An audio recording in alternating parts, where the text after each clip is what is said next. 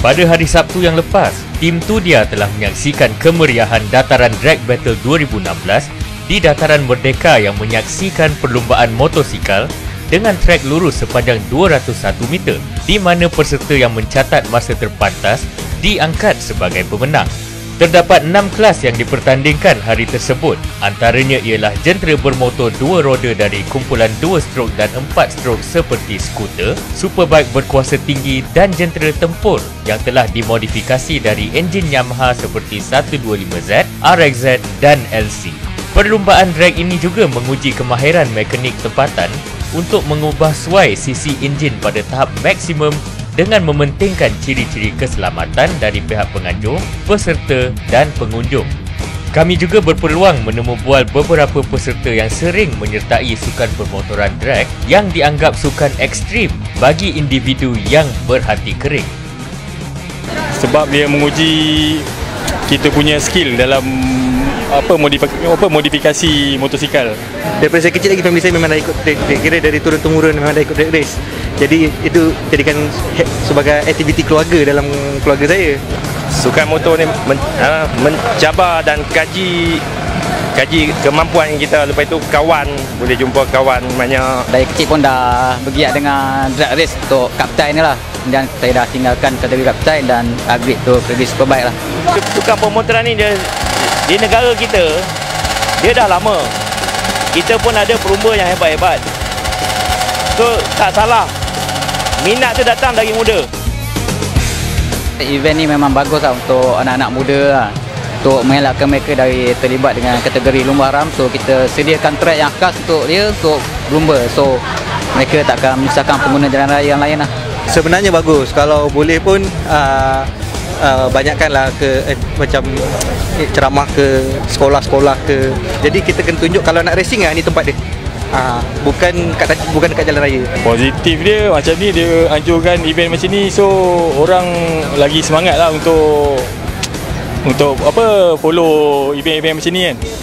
Daripada orang fikir bukan memberi tanggapan negatif, baik buat event macam ni lah. Selalu buat event macam ni lah, saya rasa lagi bagus. Mak Rempit is Mak Rempit.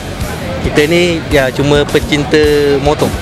Ya, Mak Rempit tu sebenarnya diorang pecinta motor juga, tapi diorang mungkin menggunakan dengan cara yang lain. Diorang race kat tempat kat jalan raya ke apa. Sebab tu kena selalu ada event-event seperti ini untuk mengurangkan yang race kat jalan raya ni. Masa zaman kita orang dulu, kita orang Mak Rempit, kita tak pernah kacau orang. Tapi bila sekarang ni dah terlampau moden, so Mak Rempit ni dia dah melibatkan isu akhlak pula. So benda tu kita kena bantras. Bila kita ada event-event macam ni, sebenarnya event ni pun membantu. Kami Mak Motor ni, ramai yang anggap Mak Motor ni macam Mak Rempit lah. Tapi sebenarnya Mak Rempit tu memang lain dengan Mak Motor. So Mak Motor ni dia memang minat motor je.